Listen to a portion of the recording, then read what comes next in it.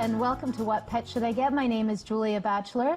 Today on the program, Shelby Harmathy will be here from the Ontario SPCA. Later on, Claire Fondren will be here from Dogtails Rescue and Sanctuary. And first up, we have Carly Worrell here from Dire Woofs. How are you? Great, thank you. I'm so happy to have you back. Thank you, I'm so happy to be back. Now, you have brought a beautiful Husky, but before we start talking about this little girl here, I wanted to ask you about, we had two dogs on the last time you were here. We had Lana and Vanilla. So can we just bring up that picture of Lana just to remind everybody how cute she is?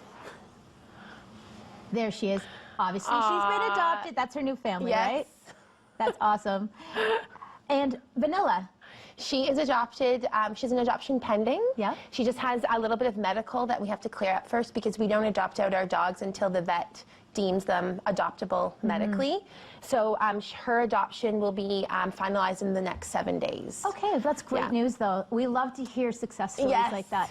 Now, you mentioned Veterinary Bills. Yes. Okay, so for people out there, Dire Woofs is volunteer run.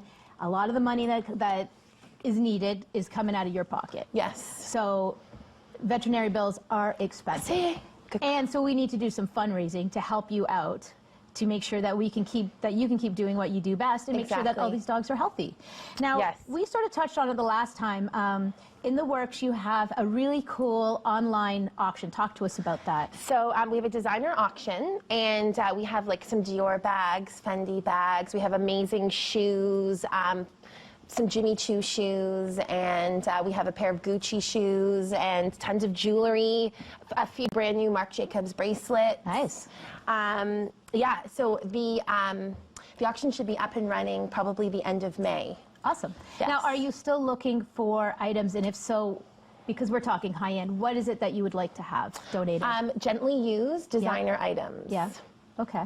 Yes. Well, that's going to be exciting. So for all you fashion lovers out there, just keep watching the website. Information will be on our website once that auction's up and running. And, you know, if you don't want to donate and you just want to bid, every dollar raised is going to a great cause, great organization. Speaking of another fundraiser that's going on that you're going to be involved in, it's the Best Friends. It's the pop-up adoption sale that's going to be happening June 4th? Yes. Yeah, talk to us about that. We're basically going to be there bringing some dogs for people to meet and just to get some exposure with.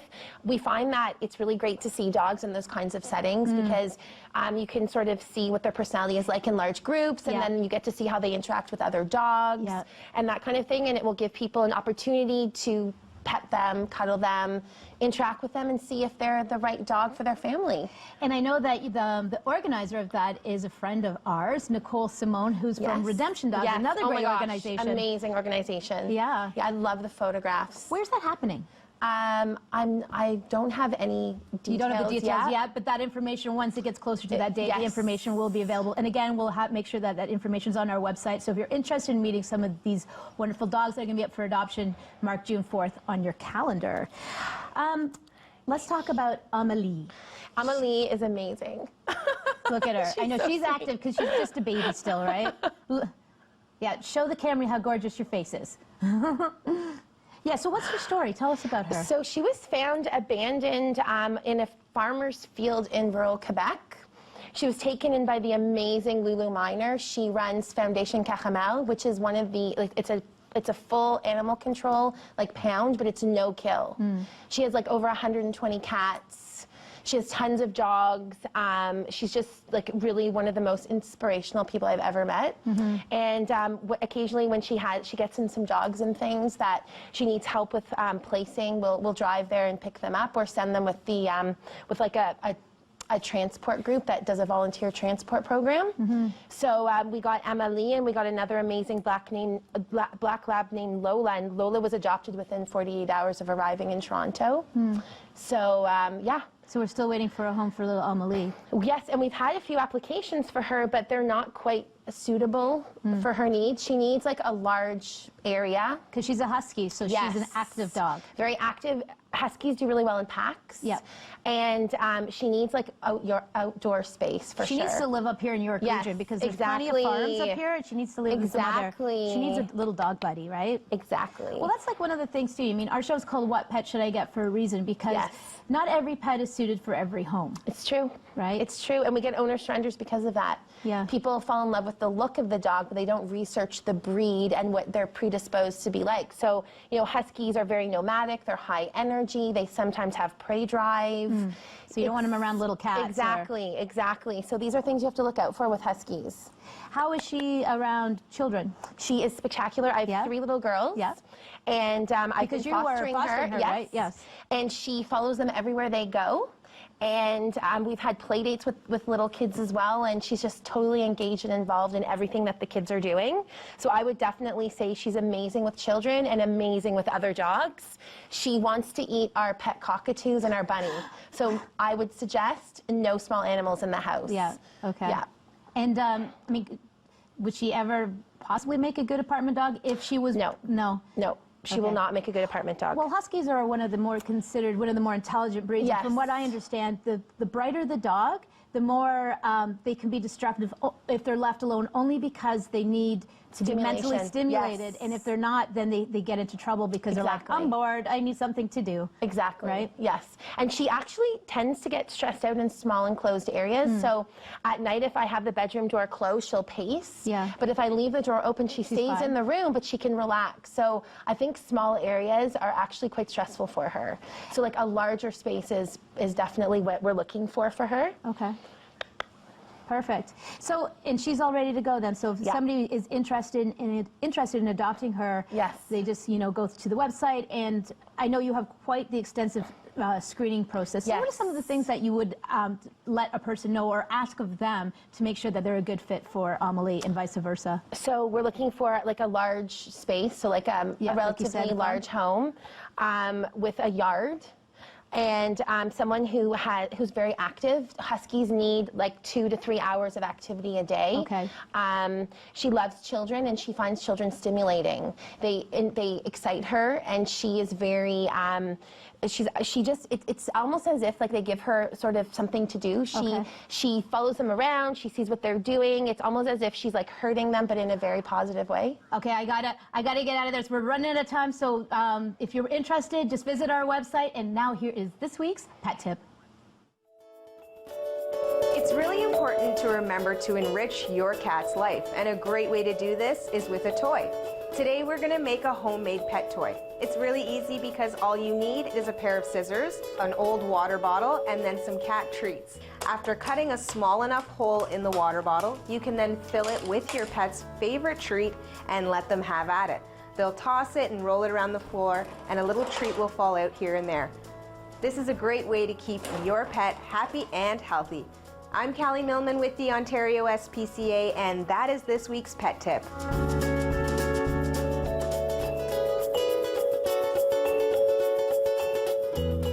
Hello and welcome back. Joining me now is Shelby Harmathy from the Ontario SPCA, and she has brought the most adorable kittens today because it is kitten season. It is kitten season. Now, exactly explain, I mean, it sounds self-explanatory, but there's a lot that involved with that. So explain to us what kitten season's all about. So kitten season is a time of year all shelters are very familiar with. Kitten season is actually kind of 3 seasons in one. So it starts early spring, goes through summer, and ends in around late fall. So this is the time of year we find we have an abundance of kittens and pregnant mothers coming into the shelter.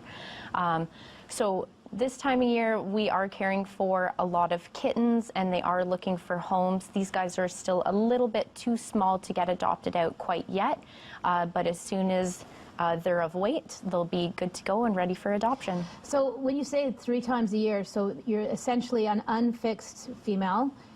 She can have 3 litters per year? She can have up to 3 litters a year, and each litter, they can have up to 8 kittens in that litter. So that would be 24 kittens that one cat can produce a year. Yeah. So it is important to spay and neuter. Indeed, because now the kittens that are coming in and the pregnant mothers, because these ones came in with their mother, luckily. Where are they coming from? Like is it their pets that they found, or are they living in alleyways? Do you know where they're all coming from? So our cats normally come to us for one of three reasons. They are either stray, so they've been out on the roads living by themselves.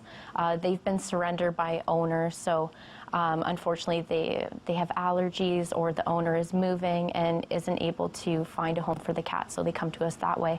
Or the cat is brought to us due to an investigation or seize of some kind.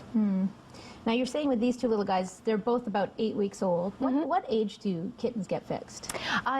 Actually, through the Ontario SPCA, our spay-neuter services actually spays or neuters our cats based on the weight. Oh, okay. So once they're 1 kilogram, that is heavy enough for the veterinarian able to do their surgery for them. So these guys aren't quite of weight yet. They're almost there. Yeah. But it is nice because they heal very quickly as a kitten. And by getting them fixed at an early age, it prevents any unpleasant habits such as spraying due to territorial reasons. Can I tell you something? So I have a cat that I got from the Ontario SPCA who was fixed as a kitten. Oh. And he doesn't spray. When he's outside, he marks his territory like a lion. Yeah. Yeah. So it's not quite spraying, but it's like his equivalent to it. So Yeah, he thinks he's a lion. yeah, he thinks he's a lion. And he wants to keep mark his territory. Absolutely. And I know that part of the policy of the Ontario SPCA too is every pet that's there does not leave the adoption center until it's either spay or neuter, correct? Absolutely, that's very important to us. So these guys, until they're of weight, they won't be available for adoption. We want to make sure that they get fixed through us, and they'll be on medication and monitoring following their surgery. We want to make sure that they have their first shots, they've had their deworming schedule complete, they've had their treatment for any fleas and ticks that may come their way. And then they would be ready for adoption. So we want to ensure that they're of good health before we adopt them out. That's a good policy to have. Absolutely. Now, you said that these guys came in with their mom. How many kittens were in the litter? Just these two, actually. wow. So she had a small litter, Was which she is pregnant when nice. she came in, or they came in as the trio? She was pregnant when she came in, so they were born in care. Now, these two little guys, as you said, because they're a little underway at the moment, you're just waiting for them to be fixed. Now, if somebody wants to adopt them, though, and sees them, I know they're on hold. Can you put a hold on a kitten that you see? Once they are in the adoption center and they're up on the website, there's no appointment necessary to come on in. We invite the public to come in anytime that we're open. Before meeting a cat, we would have them complete our Meet Your Match survey, which can be done on site very quickly, or it can be done on their website. And once the survey is complete, we'll take you in to meet the cat. And at that point, we could do up to a 24-hour hold if you're like, I love this cat, but I just have to go get a few supplies first before I bring them home. That's why we have the 24-hour hold policy. But however, we wouldn't be able to do a hold over the phone because we want you to meet the cat first and make sure they're everything you imagine they would be. And that's also, I guess, unfair for people who may be at the center. Absolutely. Yeah. Yep. And we always say, we tell people to visit our website for more information, but I also recommend going to the Ontario SPCA that's located on Woodbine Avenue here in Newmarket, and just getting to see the animals up close. I know there's protocols there to protect animals against transference of diseases and things like that, but you do allow people who, especially if they're showing interest, to go in and meet the animal up close, right? Yes, yep. It's just a matter of completing the Meet Your Match survey. We know you're interested in the animal. We take you in to meet that animal of preference there. And if it is a good match, we can do same-day adoption, so that's fantastic. Now, I know some organizations prefer kittens to go in pairs. Now, is that something that you encourage, or does it matter? We would love you to take a pair. Yeah. But if someone's really just interested in taking the one home, if that's all they can afford at this time, or they have another cat at home, they really just want to bring in one cat, we're not going to stop that. Yeah. these two would probably love to go home together. They're litter mates, and they are a good company for each other, especially when adopting a kitten. Yes. It's nice to adopt two because Yeah, they have a playmate. because they are full of energy at this age. Yep. So they're like children. It's a full-time job, playing with them, socializing them, feeding them. Well, that's if they've something got a that- buddy, it's great. You know what? I have two cats. One was, they're different ages, but the older one was really neurotic. And the kitten that I adopted from the Ontario SPCA, he helped her. I mean, they bite like cats, but they're also best buddies too. So I think it's great for when a cat to have another feline companion. Now, quickly before we have to go, let's just talk about these two gorgeous little babies here. So this guy is Ginger. Yes. And And here we have Sesame. Sesame is a medium hair. So she's going to have a little bit longer coat, and she's just about 2 months of age at this time, just waiting for her to get a little bit heavier so we can have her through her space surgery, and then she'll be available for adoption. Okay, so you make sure that you watch, just watch for these guys to come up on the Ontario SPCA website. For information to link to that one, you can visit our website. And now, Dr. MJ Winters is here with this week's Vet Tip. Gorgeous.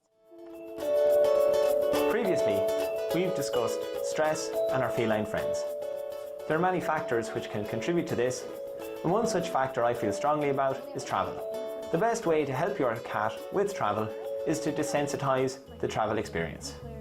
Instead of keeping your carrier full of dust and cobwebs in the garage, maybe have it out, cleaned and airy in the house, so the cat can inspect it on a regular basis and become familiar with the carrier and its interior.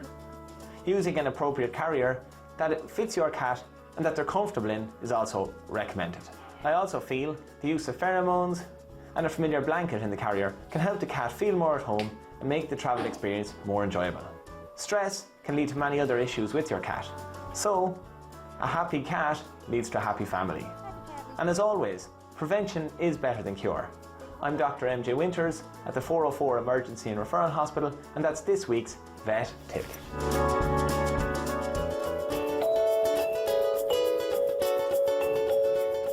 Hello and welcome back. Joining me now is Claire Forndren from Dog Tales Rescue and Sanctuary, and she has brought a wonderful dog named Hope. But before we get to talk about Hope, I wanted to ask you on an update on our beautiful dog, Elsa, that was here last week. Any news on adoption for her? So Elsa is still waiting for home. So if anyone saw her and they're thinking about maybe coming for a visit, please do. She would love to meet you. And we want to remind people too that she was part of the human shaming campaign because Elsa was given up because she was paralyzed. But for people that didn't see last week's show, she isn't paralyzed anymore. No longer paralyzed. Nope, she's good to go. She's a vibrant young pup still. She's only a baby, right? Like a year old. She's only a year old. Now, on to a little bit more sad news. So we know about a few months ago the alleged dogfighting ring that was busted in Tilbury, and there's an ongoing, I don't want to say battle, but there's an ongoing procedure for Dog Tales to hopefully take into care of the 21 dogs. And I know there's legislative issues due to the breed type and things, but you guys are still working on it. You're still campaigning. Yeah.